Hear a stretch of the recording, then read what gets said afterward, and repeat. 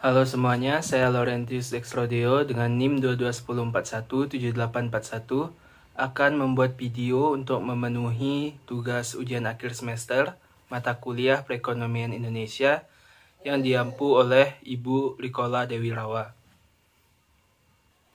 Di sini saya memilih untuk membahas defisit neraca perdagangan studi kasus impor kulit Indonesia. Nah, pertama-tama perlu diketahui neraca perdagangan adalah catatan yang merekam selisih antara nilai ekspor dan impor suatu negara dalam periode waktu tertentu. Jika nilai ekspor lebih tinggi dari impor, maka terjadi surplus perdagangan. Sebaliknya, jika nilai impor lebih tinggi dari ekspor, maka terjadi yang namanya defisit perdagangan.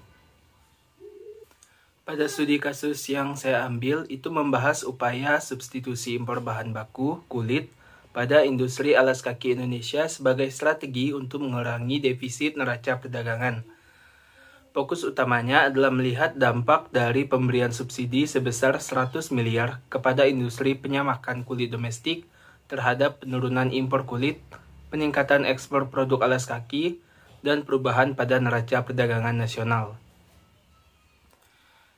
Dari analisis yang saya dapatkan, dampak substitusi impor terhadap defisit neraca perdagangan, studi kasus impor kulit Indonesia, menunjukkan bahwa kebijakan substitusi impor melalui subsidi pada industri penyamakan kulit tidak memberikan hasil yang optimal dalam menekan defisit neraca perdagangan.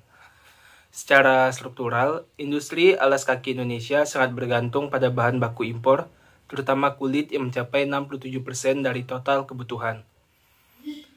Ketika pemerintah memberikan subsidi sebesar 100 miliar pada industri kulit domestik, diharapkan dapat meningkatkan produksi bahan baku lokal, mengurangi ketergantungan impor, dan mendorong ekspor alas kaki.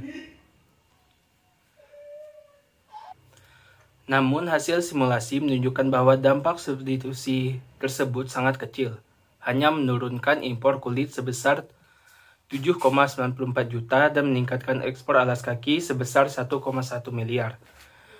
Ironisnya, subsidi ini justru memicu peningkatan impor di sektor lain, termasuk sektor pembiayaan dan sektor pendukung, sehingga secara keseluruhan menyebabkan kenaikan defisit neraca perdagangan sebesar 68 miliar. Ini mencerminkan bahwa substitusi impor tidak hanya bergantung pada peningkatan satu sektor, tetapi juga pada keterkaitan antar sektor dalam rantai pasok. Industri kulit Indonesia sendiri masih mengalami persoalan struktural seperti keterbatasan bahan baku mentah, rendahnya efisiensi produksi, dan kurangnya daya saing dibanding produk impor yang lebih murah.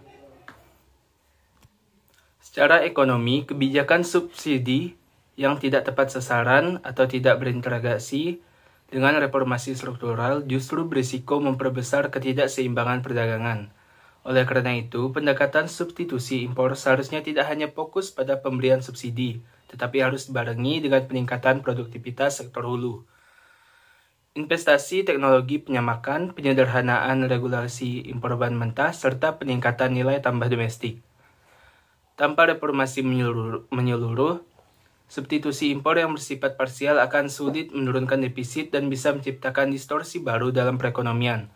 Dengan demikian, studi kasus ini memberikan pelajaran penting bahwa desain kebijakan perdagangan harus menyasar akar permasalahan dan mempertimbangkan dampak lintas sektor secara holistik. Kesimpulannya, studi kasus ini menunjukkan bahwa kebijakan substitusi impor yang dilakukan secara parsial dan tanpa perencanaan menyeluruh belum mampu memberikan hasil optimal dalam menekan defisit neraca perdagangan Indonesia. Pemberian subsidi pada industri kulit hanya berdampak kecil dalam menurunkan impor dan justru memicu kenaikan impor di sektor lain, yang akhirnya memperparah defisit perdagangan. Hal ini menandakan pentingnya pendekatan kebijakan yang lebih terintegrasi dan strategis, mencakup penguatan sektor hulu, peningkatan efisiensi produksi, dan pengembangan rantai pasok domestik secara menyeluruh. Dengan demikian, upaya substitusi impor harus dilakukan dan dilaksanakan sebagai bagian dari reformasi industri nasional yang komprehensif agar dapat mendukung pertumbuhan ekonomi berkelanjutan dan mengurangi ketergantungan terhadap impor. Sekian pemaparan video dari saya. Atas perhatian semuanya, saya ucapkan terima kasih.